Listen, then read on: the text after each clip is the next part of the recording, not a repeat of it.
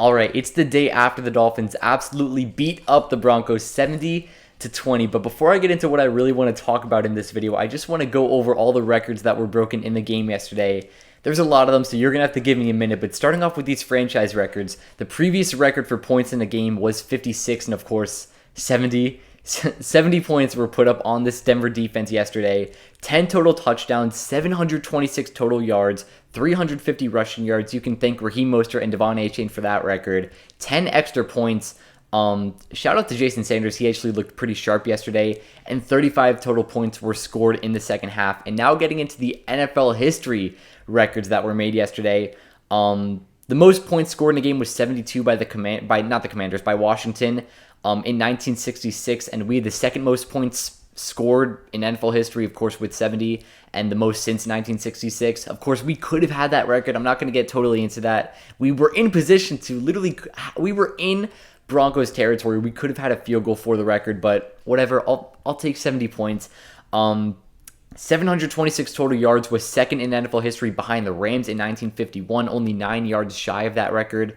And we're the first team in NFL history with 4 passing touchdowns and 4 rushing touchdowns in a single game, and also the first team with 300 passing yards and 300 rushing yards in a single game. 350 passing yards and 350 rushing yards. But now that we got that out of the way, what I really wanted to talk about is last week after the Patriots game, I made a video titled, "Are the Dolphins the scariest team in the NFL?" And if this game doesn't answer that question for you, I don't know what does. Of course, the answer is yes. I just gave all those records out, and of course, the main thing was that the Dolphins put up 70 points on the Broncos, all without Jalen Waddle, who's a star receiver in this league. He's our number 2 guy. I forgot who the number 2 receiver was yesterday. I'm pretty sure it was, well, of course, Tyreek Hill went off. He had like 9 receptions, 150 yards, and a touchdown. Smythe got injured at some point yesterday that I'm going to have to talk about in a bit. Craycraft only had 1 catch. He got injured too. Berrios only had a catch. Devon Achane and Raheem Mostert were basically the running backs out of the backfield. I'm not even going to lie. Tua didn't launch the ball that much. He had that deep touchdown to Tyreek on the first drive of the game. It wasn't even like a deep ball. But Tua he didn't have to make the throws that he did in the Chargers game week 1. He just did his thing. I mean, it was just such an easy game for the Dolphins. If every game was like that, I mean, life would be so much easier for me as a Dolphins fan. But, of course, not every game is going to be like that. Big game next week versus Buffalo. But the Dolphins put up 70 without Jalen Waddle. And I think he'll be back next week versus the Bills. Hopefully he will be. But yeah, man, I mean, the Dolphins, to me, are the scariest team in the NFL. We're still doing this without Jalen Ramsey. Jalen Phillips didn't even play last week, or basically half of this week. He got re-injured in his oblique, I'm pretty sure. Ramsey should be back later in the year, and this defense is only going to get better with him. But talking about the most scariest team in the NFL, like I said, I think it is the Dolphins. But just straight up coming out of the AFC, I really only see 3 contenders. Those 3 teams are the Dolphins, the Chiefs, and the Bills. And of course, 2 of those teams play each other next week. So I'm really excited. I'm already looking forward to that game, if you can't tell. But the Chiefs had a great game against Chicago this week. There wasn't any other way to put it because the Bears just looked like an absolute disaster. I have a second tier here too. There's 4 teams on it. It's the Bengals, the Jags, the Ravens, and the Steelers. I'm going to pull up the Bengals score right now because I'm pretty sure the second half has started. But when I started recording, the Bengals and Rams were tied 6-6 at halftime on Monday Night Football, which is embarrassing. It's still tied 6-6. And the Eagles are beating up the Bucks. They're only up by 14 actually, but whatever. The Bengals are not looking good. And they're on the verge of starting 0-3 this season. And if you watch football, you know that starting 0-3, you are highly against the odds of making the playoffs that same season. So I don't want to count the Bengals out because they did start 0-2 last year too. And actually, it's a little bit better for them this year, at least so far, because Joe Burrow hasn't been sacked close to as many times as he was last year in those first 2 games of the season, which were both losses, of course. But they're on the verge of starting 0-3, and you don't want to do that, especially when at the very least 2 of your first 3 games that the Bengals have this year were going to be expected wins. Of course, that was the Browns week 1, which most people had them to win, but the Browns were a pretty popular upset pick. The Ravens week 2, which was the bounce back week that the Bengals were supposed to have, but of course never happened. And then this was supposed to be the bounce back week again. Joe Burrow did play in this game somehow. I'm really hoping he doesn't get injured in the second half because that would really suck for Bengals fans. As if it already doesn't, starting 0-2 and on the verge of starting 0-3. But, he's really pushing the limit because even with him playing right now against this Rams defense that really doesn't have many pieces other than Aaron Donald, it's really tough seeing this Bengals team bouncing back from an 0-3 start and making the playoffs, especially with the division that they're in. And getting into these other couple teams, the Jags had a terrible week. They were upset by the Texans. They're now 1-2. And, are they going to be able to bounce back? I think that they will, to be honest. I think that they're going to end up, at the end of the season, they will be in that tier above with the Chiefs, Bills, and Dolphins. They started last year, 3-7 or 4-7, I'm pretty sure. They had like 6 or 7 straight wins. They ended up in the playoffs and, of course, overcame that 27-point deficit against the Chargers in the wild card round. What a season that they had. Definitely one to remember from Jags fans, but I think that they'll bounce back. It always takes the Jaguars a couple of games, at least. I'm saying always, but it was really only last year. I do expect them to bounce back. The Ravens and Steelers are the last two teams I have in this tier. They're both, of course, in that AFC North division with the Bengals and the Browns. The Browns look good. They just blew out Tennessee. They didn't even have Nick Chubb. Of course, he's done for the year. The Ravens, I don't want to count out. They had a bad week against the Colts. They lost in overtime. But the Ravens are making me think that even without J.K. Dobbins, this offense can still be lethal, and the defense can still be effective when they're healthy. But, of course, being healthy is a big issue for this Ravens defense, especially with Marlon Humphrey, Kyle Hamilton, and Roquan Smith. All these guys are already missing games this year, so it's hard for me to trust them to stay healthy throughout the year and playing through games in January and late December too.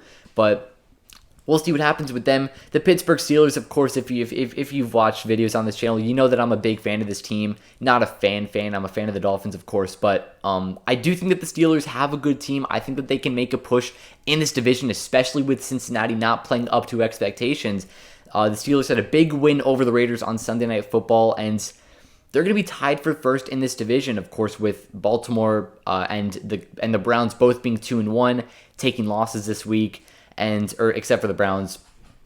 But, we'll see what happens. Out of the AFC, though, the main point here is that there's not many teams that can really contend with the Dolphins. I think that the Dolphins are the best team in the AFC. You can even put them number 1 in the NFL. Moving on to the NFC, the 3 teams I have contending in this division are the Dallas Cowboys, the Philadelphia Eagles, and the San Francisco 49ers. The one team that I can really put in that argument with the Dolphins is the 49ers, only because of that defense. The 49ers offense is obviously really good. They have a ton of pieces. Brandon Ayuk, Deebo Samuel, Christian McCaffrey. Brock Purdy, I don't think is the best quarterback in the NFL, I don't think he's a top 10 quarterback, but because he's in that 49er system with all those pieces, it is hard to fail as the Niners quarterback, and, Trey Lance is exhibit A with that, but still, other than Trey Lance, there hasn't been a quarterback to really fail in this 49er system with all these pieces. We saw Jimmy Garoppolo take this team to the Super Bowl. We saw Sam Darnold win backup quarterback, and he honestly didn't. He looked good. I think that if we see him play this year, he won't look bad.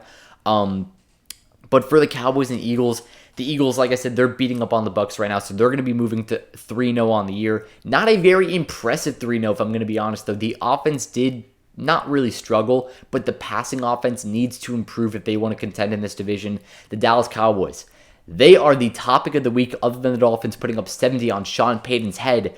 The Cowboys lost to the Cardinals this week, which is absurd to me, because the Cowboys have one of the best defenses in the league, and they're getting beat up by Joshua Dobbs and James Conner and Rondale Moore and Marquise Brown.